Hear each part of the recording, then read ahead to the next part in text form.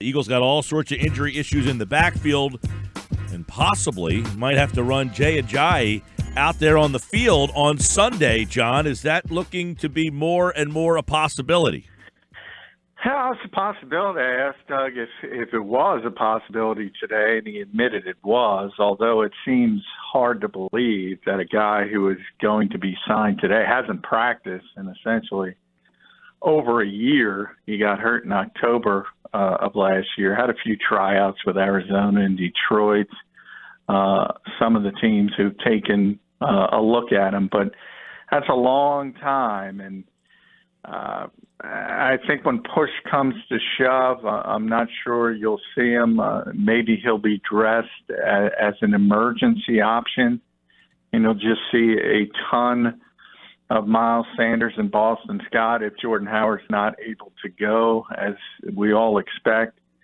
Yeah, it's a bad situation to be in, especially when you need to rely on that running game against the New England Patriots. Now, it is official. He is signed, according to Ann Rappaport, and that the fact of the matter was, you talked about it with Doug. He was in the building. They did work him out. Now he's signed, sealed, and delivered. The next question will be he active on Sunday? I guess we'll have to find out because the Eagles' injury report, I have not seen it come out yet, but I don't know if they're going to have Jordan Howard listed as officially out, but do you think he will be a kind of a game-time decision? Is that the feel, or does it sound more that if you bring Ajayi in, that Howard's going to be out?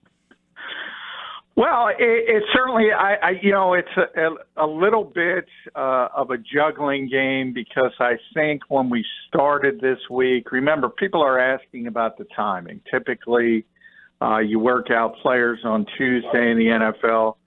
So the issue became the Eagles thought they were going to have Darren Sproles. They understood that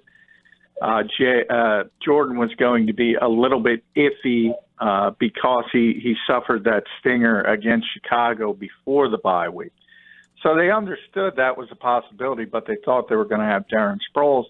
Darren gets injured in practice on Wednesday. He's shut down for the year, so now you need another body, and then it becomes the juggling part of you already have Darren Sproles' replacement on the roster, similar player from a trait standpoint in Boston Scott. He's the backup punt returner, so he slots into that situation. And the Eagles went with a more familiar route, a more traditional running back to fill the roster spot. So all of that kind of explains the timing and how it went down the way it went down and why it went down the way it went down. It's, the bottom line is it isn't good. If Jordan Howard's not able to play, it's not good for the Philadelphia Eagles, whether they have Jay Ajayi or not.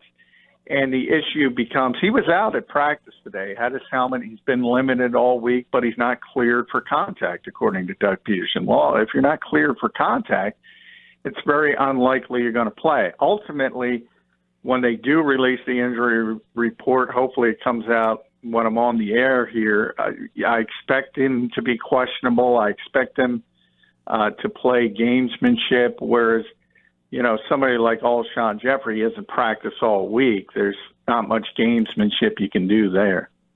All right, John, so let's say he is out, he being Jordan Howard. Now what for Doug Peterson, Mike Groh, and this offense? What can we expect? You guys got any ideas? It's a bad situation. Ryan wanted Belichick to get out there and beat the Eagles over the top. He said Bill Belichick was the biggest weapon in the game. With that cutoff hoodie, he might be.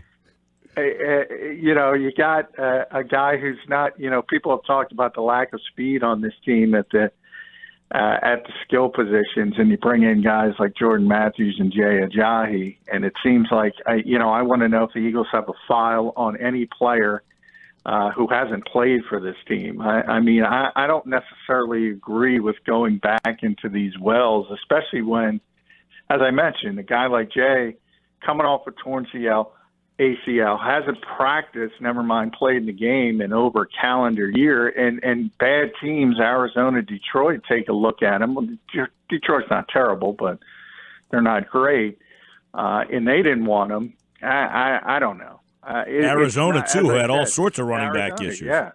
They brought in Alfred Morris instead of Jay Ajayi. So it's not a good situation to be in against a really good football team, and you got to rely on what you have, and that's going to be Miles Sanders and Boston Scott, as I said, and then we talked about the receivers. It's going to be Nelson, J.J., and Jordan Matthews most likely. So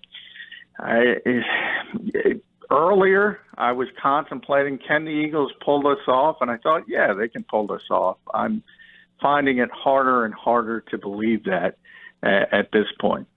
It does seem, John, like if this has to be kind of the anti-Super Bowl, if the Eagles are going to have to win this game, it's going to have to be a very low-scoring, knock them down, drag them out type of game.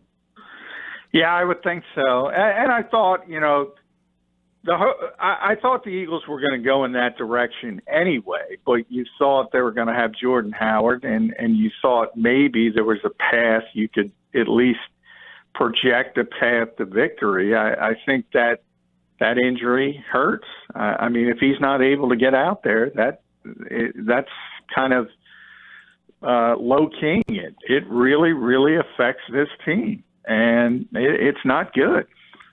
Do you anticipate, John, in the event that Ajayi plays, similar to what Ryan asked, but that they would expand the playbook for Sanders, or that Ajayi would essentially take the Howard role, but more of a limited version of that role? No, as I said, I can't imagine him being dressed anything more than as an emergency option. I mean, he's not practiced once. He's going to go through a walkthrough tomorrow. And even though he is familiar with the offense, and that might not be that big of an issue, I can't see him having a significant role.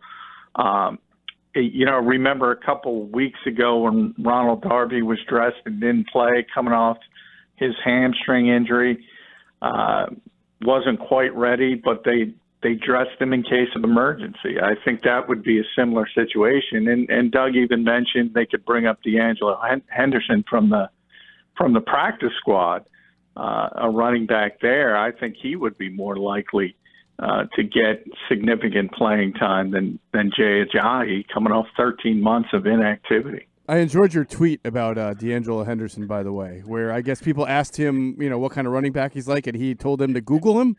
Yeah, he said, Google me. Google me. The audacity of some practice squad guys to say Google me. Yeah. He said it. I know. I'm sure it's in jest. No, but I mean, some people do say that in a more cocky fashion. He was just honestly trying to define himself as a player, and then he joked, "Just Google me." He kind of laughed. Which funny. I also put the video up later because I did want people to see the context, and he wasn't being over the top, me. But he's a very similar body type to Boston Scott, very short, very stocky. Mm-hmm. So he's that type of runner, low gravity runner. Doug talked a little about him at his press conference. So kind of the bowling ball type runner. This is a Miles Sanders game. I mean, this is it. This is where Miles needs to step up. Not only he's done great things as a changeup, sort of as a receiver, as an explosive guy. Now he's got to be the guy, and he's got to do it running and receiving. So, John, we've been asking you all week, maybe the Eagles should take the ball out of Carson Wentz's hands and feed Jordan Howard, feed Miles Sanders. Are they going to put it back in Carson's hands? Like, what now?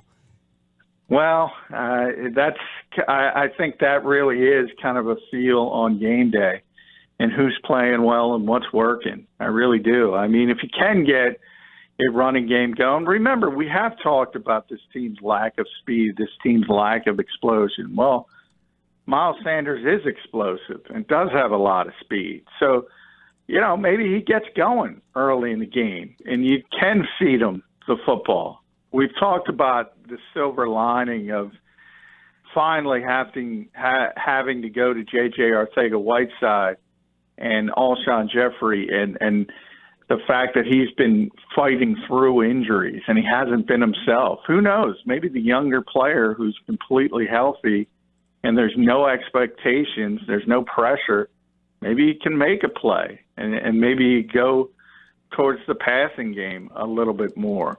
There's a lot of uncertainty with this game and this game plan from the Eagles' perspective because they don't have a lot to lean on other than the tight ends. And as we all presume, that's what Bill Belichick is going to try to take away first and foremost. What do you think of the idea of maybe Doug trying to line up Zach Ertz as an inline tight end more than usual to keep Gilmore from trailing him? Maybe we even talked about this earlier in the week. I don't remember, but it's just something that I keep thinking about because you can still use your tight ends in the passing game, that, even from an inline alignment, but it helps to keep the corner off you if you do that. No, I agree with that. I don't think they'll put Gilmore on Zach Ertz or Dallas Goedert. I think more than not they're going to bracket Zach, double team him, and they're going to say that Gilmore go to the other side and shut down that side of the field, which in theory is probably going to be an easier week for him than typically. He's going to say, yeah, like really? Can I just not come onto the field then? He's going to see J.J. Arcega-Whiteside. We haven't seen this guy on tape. I don't know what to do. Yeah. I mean, you have to reach for things, but I mean, you talk about corners as good as Gilmore is. I mean, you don't want him inside. You don't want him dealing with trash inside crossing routes. You don't want him getting mixed up with linebackers and even defensive linemen. So I think that's kind of dangerous. So I don't think the Patriots would typically want to go that route anyway.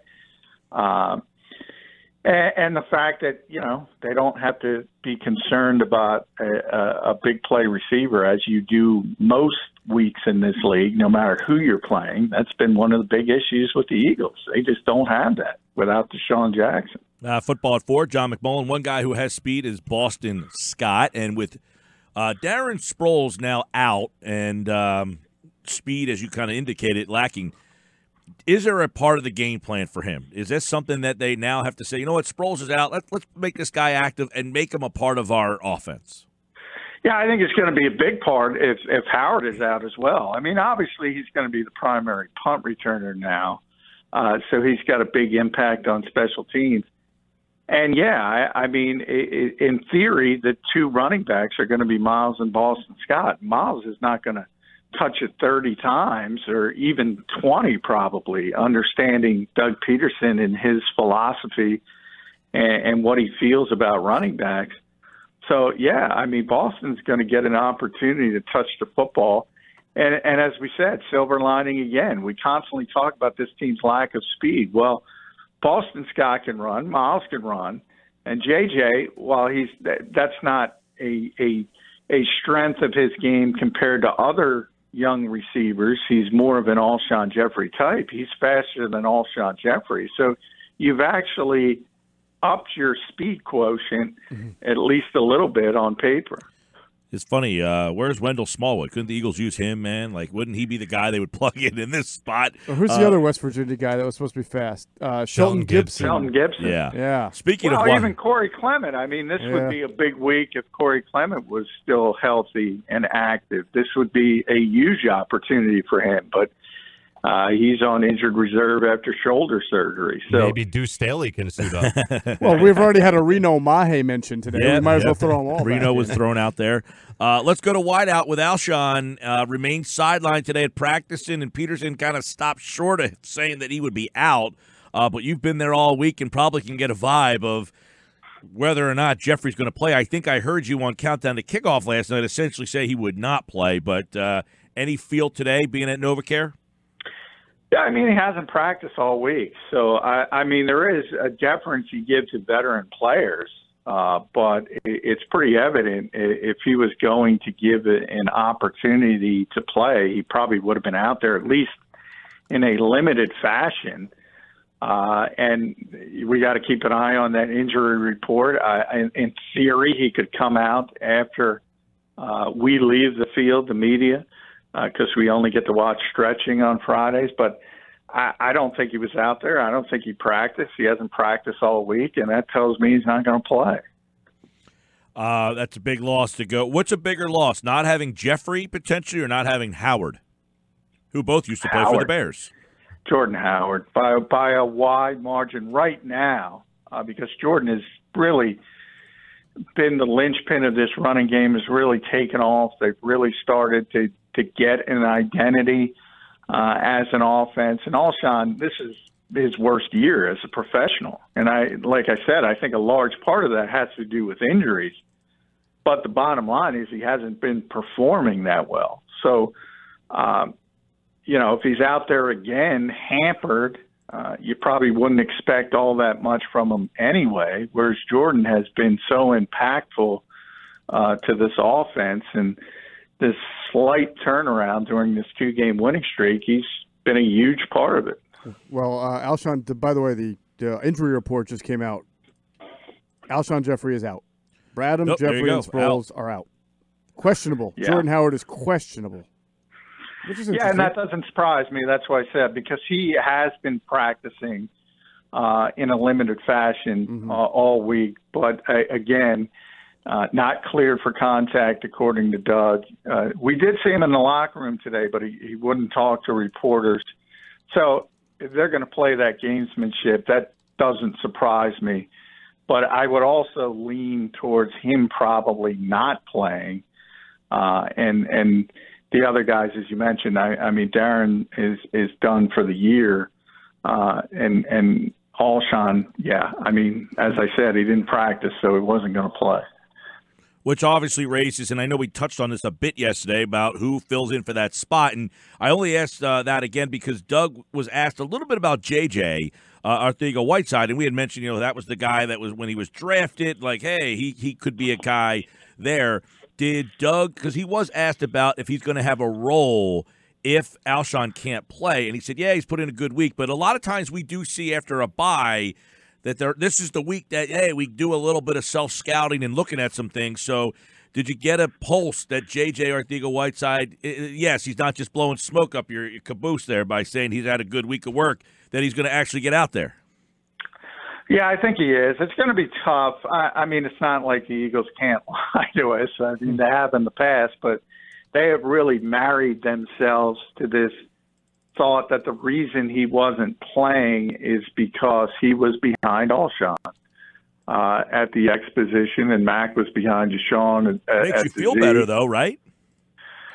Well, I don't know if it does, because I think you should be able to cross-train these guys, and that's what it's about to get to. The sticky part of this is Jordan Matthews. So Jordan is back. So Jordan can play either position. So in theory, they could use Matthews, Aguilar, and Mac Hollins, and J.J. Wouldn't get any time. My guess is they're going to use J.J., Jordan Matthews, and Nelson Aguilar. But we'll have to wait and see. Either way, it's not the greatest law firm in the world, no matter which one you use. Yeah, it doesn't sound as good as LeBlanc, and LeBlanc. So does this change anything Jim Schwartz was planning on doing on defense? I know that's kind of a stretch of a question because he's a pro and he's going to do what he needs to do regardless of what's going on the other side of the ball, but maybe some more blitzes as the listeners' ears perk up? First of all, the Eagles don't succeed generally when they blitz. Number one, so that's one of my interesting questions. I don't know why everyone wants to blitz when you get a consistent lack of success when you do try to do it. And then you bring up the fact that, oh, by the way, Tom Brady is the quarterback. And Doug kind of already said, I mean, you're not going to throw anything at that guy that he hasn't seen. So you're not going to surprise him with blitzes. Nobody gets the football out of his hands quicker. Nobody understands where to go with the football in a quicker fashion when he is getting blitzed. I would lean more towards coverage as far as what Jim is going to do.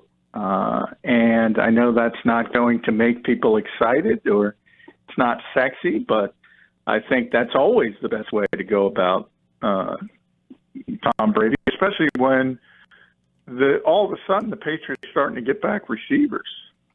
And while they haven't looked great at that position, much like the Eagles. They're getting bodies back, and all of a sudden it looks a heck of a lot better. And they also brought in Mohamed Sanu as well. Well, John, we'll get your pick on that in just a minute, but first I want to get your opinion on what happened last night in Cleveland and the suspensions that were levied today regarding the incident. And I know a lot of people have an opinion on this.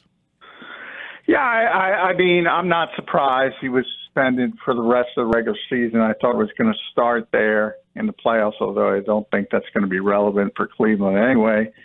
And then they'll revisit it. I mean, the largest on-field suspension for one incident, and this kind of surprised me, was only 5 games. So this trumps that.